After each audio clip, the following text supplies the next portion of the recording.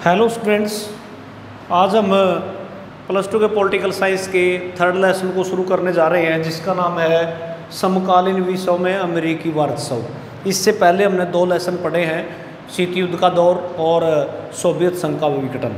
उनसे संबंधित ये लेसन है। मैं आशा करता हूँ बच्चों ने दोनों लेसन अपनी एनसीईआरटी की बुक से पढ़ लिए होंगे, अच्छी तरह से उनको रीड किया होगा। उन्हीं पर आधारित ये लेसन है जिसको हम पढ़ रहे हैं, अमेरिकी वारसत्व। यानी कि वर्चस्व यानी कि अमेरिका सोवियत संघ के टुकड़े होने के बाद दुनिया पर अपना प्रभाव किस प्रकार स्थापित कर पाया और एकमात्र महाशक्ति के रूप में उभरा, यानी कि अमेरिकी वर्चस्व। और इसका प्रभाव यानी कि अमेरिका ने अपना प्रभाव किस तरह छोड़ा। इस व्यवस्था को हम बोलते हैं एक ध्रुवीयता। एक ध्रुवीयता बोलते हैं। हमने दो ध्रुवीयता भी पढ़ा है, जिसमें दो गुट थे, अमेरिका और सोवियत संघ। तब विश्व क्या था? द्विध्रुवीय, यानी कि द्विध्रुवीयता था। अब क्या हुआ? सोवियत संघ के विघटन के बाद, जो हमने सेकंड लेसन में पढ़ा है, इसके बाद विश्व क्या बच गया? एक ध्रुवीयता। एक महाशक्ति मात्र अमेरिका बचा, जिसका दुनिया पर उसने अपनी छाप छोड़ी। धीरे धीरे अमेरिका जैसे देश ने दुनिया को अपनी शक्ति को प्रदान करने के लिए अपनी संस्कृति है, अपना आर्थिक गतिविधियां हैं, वृद्धि दर है, या कह सकते हैं कि अर्थव्यवस्था को मजबूत करना है, व्यापार को बढ़ावा देना है, दुनिया पर स्थापित करना शुरू किया। इसका हम उदाहरण लेते हैं, जैसे नीली जींस है। इसको अमेरिका को इसका जन्मदाता माना जाता है। इसने धीरे धीरे क्या किया? अमेरिका ने अपने रहन सहन, खान पान या संस्कृति को और ज़्यादा बढ़ावा देने के लिए सोवियत संघ के टुकड़े होने के बाद रूस एकमात्र महाशक्ति बचा। इन देशों में अपनी संस्कृति को बढ़ावा देने के लिए नीली जींस का जन्मदाता अमेरिका को माना जाता है। वहाँ पर काफ़ी आकर्षित हुई नीली जींस, और लोगों ने सामाजिक व्यवस्था को छोड़कर किस व्यवस्था को अपनाया? पूंजीवादी व्यवस्था को अपनाया। और इस का प्रभाव जो समाजवादी व्यवस्था थी, समाजवादी व्यवस्था को क्या किया? इसने कमज़ोर किया। आज भारत में भी देखते हैं हम, अनेक प्रकार से रहन सहन, खान पान इसका कह सकते हैं पाश्चात्य हो गया है। अनेक प्रकार से हम देख सकते हैं कि जंक फूड वगैरह है या पहनावा है, ये सारा इसका प्रभाव जो है अमेरिकी प्रभाव है। इसके बाद हमने भाई इस वर्चस्व अमेरिका का जो प्रभाव है, इससे कैसे निपटा जा सकता है?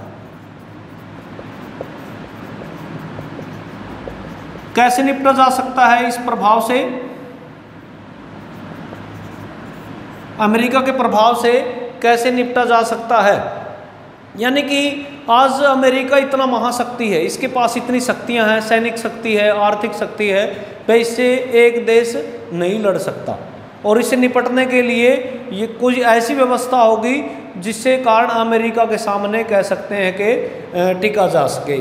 एकमात्र विकल्प है, जैसे भारत है, चीन है या रूस है। ये ऐसे देश हैं आने वाले समय में, भविष्य में एक बड़ी महाशक्ति बन सकते हैं, लेकिन इनकी आपसी फूट के कारण ये अमेरिका का सामना नहीं कर सकते। अगर आपस में ये देश मजबूत हों, अच्छे संबंध हो, तो ये देश आने वाले समय में मजबूत हो सकते हैं, या कह सकते हैं कि अमेरिका को जो है टक्कर दे सकते हैं। लेकिन ऐसा असंभव है कि इन तीनों देशों को जो है आपस में मिलकर ऐसा करना होगा, जो कि मुमकिन नहीं है। दूसरा है विश्व सरकार।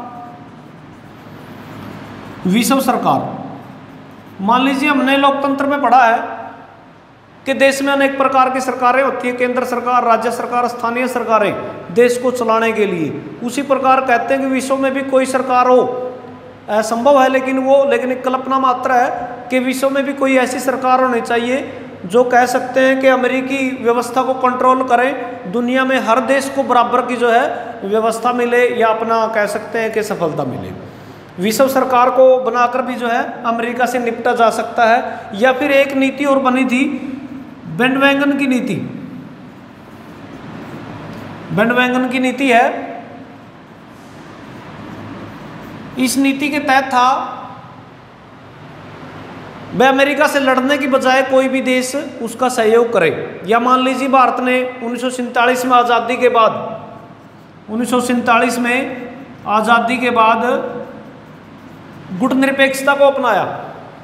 गुटनिरपेक्षता को अपनाया, उसका मुख्य जो है मकसद या लक्ष्य यही था कि हमने अपनी स्वतंत्रता, अपनी आज़ादी को बचाए रखने के लिए दुनिया के दोनों गुटों से दूर रहना होगा।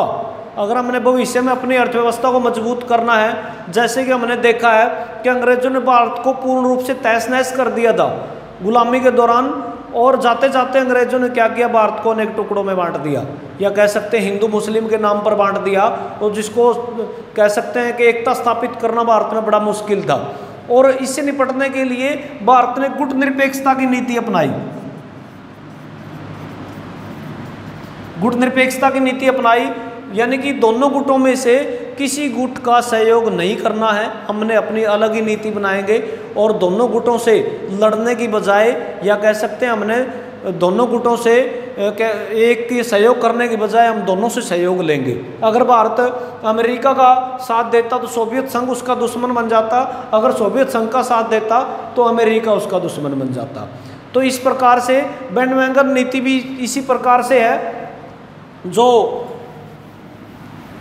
कह सकते हैं कि किसी भी अमेरिका से लड़ने की बजाय उसका सहयोग प्राप्त किया जा सके। इसके आधार पर हम अमेरिका से जो है कह सकते हैं कि व्यापार के माध्यम से है अनेक प्रकार से सहयोग, आर्थिक मदद ले सकते हैं। इस प्रकार से निपटा जा सकता है। इसके बाद आता है हमारा, इस दौरान अमेरिकी अर्थव्यवस्था लगातार बढ़ रही थी। उसके बाद अचानक एक घटना ऐसी हुई 1990 में, ईरान ने क्या किया, कुवैत पर हमला कर दिया। संयुक्त राष्ट्र संघ के इंटरफेयर से इराक को समझाने की, रोकने की हर संभव प्रयास किए गए, लेकिन इराक का जो राजा था सद्दाम हुसैन, उसने कह सकते हैं मानने से संयुक्त राष्ट्र संघ की आवाज़ को, या कह सकते हैं मानने से मना किया और हमला किया, कुवैत को अपने कब्जे में किया।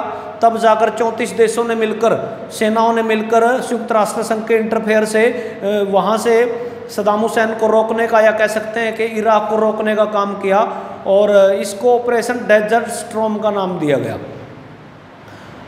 तब जाकर वहाँ से काफ़ी कह सकते हैं बड़ी सेना होने के कारण काफ़ी लंबे समय तक जो है सद्दाम हुसैन वहाँ पर टिक नहीं पाया और उसको कुवैत को आज़ाद करना पड़ा। इससे अंतर्राष्ट्रीय संस्थाओं और अमेरिका का प्रभाव और ज़्यादा बढ़ा। इसके बाद क्या हुआ, 9/11/2001 में अमेरिका पर हमला हुआ। अमेरिका के 4 जहाज़ों को अपहरण करके उसी के WTO वर्ल्ड ट्रेड ऑर्गेनाइजेशन के जो 2 कह सकते हैं मुख्यालय थे, इमारतें थी, उनमें सीधे वायुयानों को उतार दिया गया। खुद के अमेरिका के जहाज़ों का अपहरण करके, 4 जहाज़ों का अपहरण करके उसके 2 मुख्यालय यानी कि WTO के, और एक जहाज़ को कहाँ उतार दिया गया, पेंटागन यानी कि रक्षा मंत्रालय है अमेरिका का, एक जहाज़ को पेंटागन में उतार दिया गया। और एक जहाज़ बचता है, वो किसी कह सकते हैं इमारत में टकराने से पहले ही पेंसिल्वेनिया के खेतों में जाकर जो है क्षतिग्रस्त हो गया था, गिर गया था वो। इसके कारण वो अपने मंजिल तक नहीं पहुंच पाया। ये एक ऐसी घटना थी जिसके कारण अमेरिका काफ़ी अक्षुब्ध हुआ, या कह सकते हैं कि अमेरिका को काफ़ी लॉस हुआ। 1776 से अब तक अमेरिका पर इस प्रकार का कोई हमला नहीं। 1776 में अमेरिका बना, इससे लेकर 2001 तक इस प्रकार की अमेरिका के जो है कोई देश हमला नहीं कर पाया। इससे काफ़ी जान माल का नुकसान हुआ और अमेरिका में हलचल पैदा हो गई। इसके बाद आता है 2003 में 19 मार्च 2003 में इराक पर हमला होता है।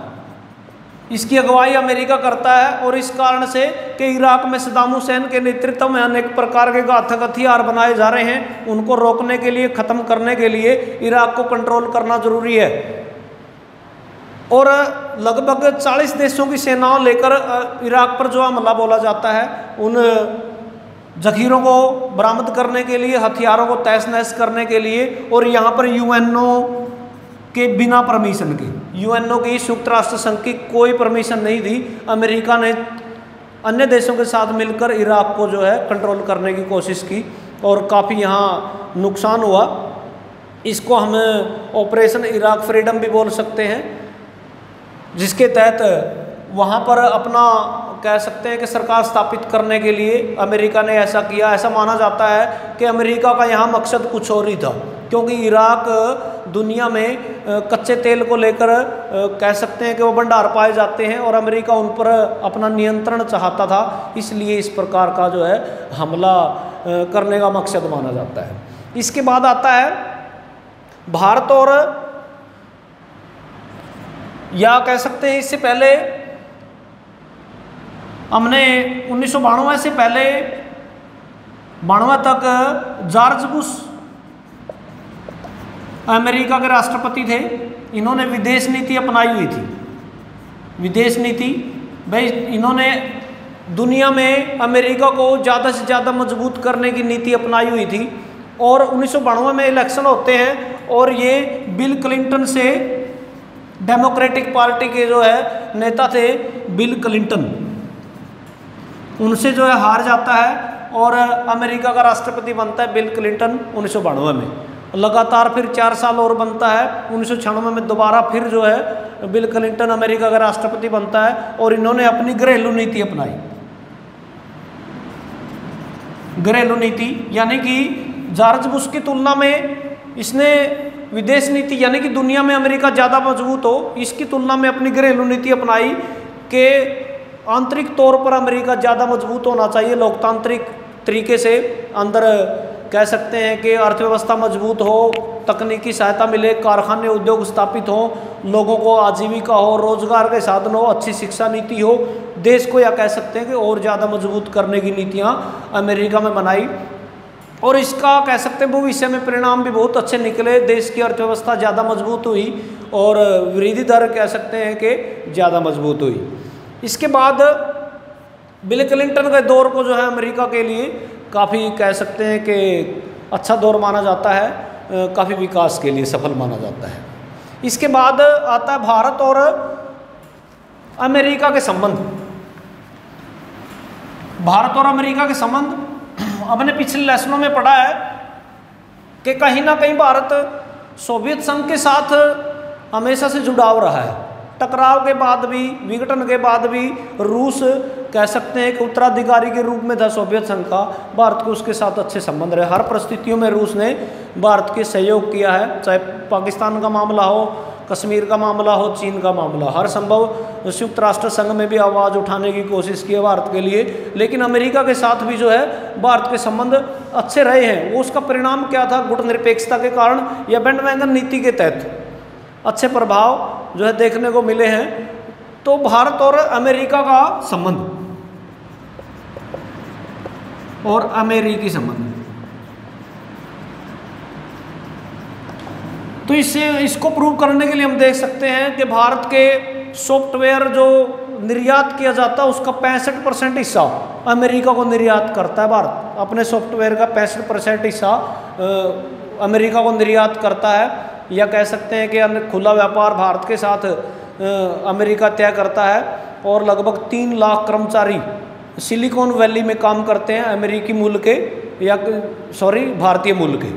भारतीय मूल के जो लोग हैं वो सिलिकॉन वैली में काम करते हैं, लगभग 3 लाख। और बोगई में लगभग 35% लोग जो है तकनीकी कर्मचारी के रूप में काम करते हैं अमेरिका में। और लगभग स्टार्टिंग में जो उद्योग स्थापित किए गए थे, तकनीकी उद्योग स्थापित किए गए थे अमेरिका में, वहाँ कुछ ना कुछ भारतीय लोगों के द्वारा स्थापित किए गए थे। इसके बाद भारतीय संबंध, अमेरिका और भारत के संबंध और ज़्यादा मजबूत होते चले गए। व्यापारिक संबंध है या हथियार संबंधित, या कह सकते हैं कि संयुक्त राष्ट्र संघ से मिलकर अनेक प्रकार से अंतर्राष्ट्रीय जो हमारी समस्याएं हैं, विपदाएं हैं, जैसे ग्लोबल वार्मिंग है, इन प्रकार के अनेक मुद्दों पर हमेशा अमेरिका भारत का सहयोग करता है। तो इस प्रकार हमारा ये 3rd लेसन था समकालीन विश्व में अमेरिकी प्रभाव, तीनों ही लेसन हमारे ये कंप्लीट होते हैं। तीनों लेसन एक दूसरे से जुड़े हुए हैं अच्छी तरीके से। जिन्होंने बुक नहीं ली है ले लें बुक सेलर से, या जिन्होंने ले लिया अच्छी तरह से इन लेसनों को पढ़े NCERT बुक से। आसान लेसन है, कोशिश करें कि ज़्यादा से ज़्यादा पढ़ने की। धन्यवाद, थैंक यू।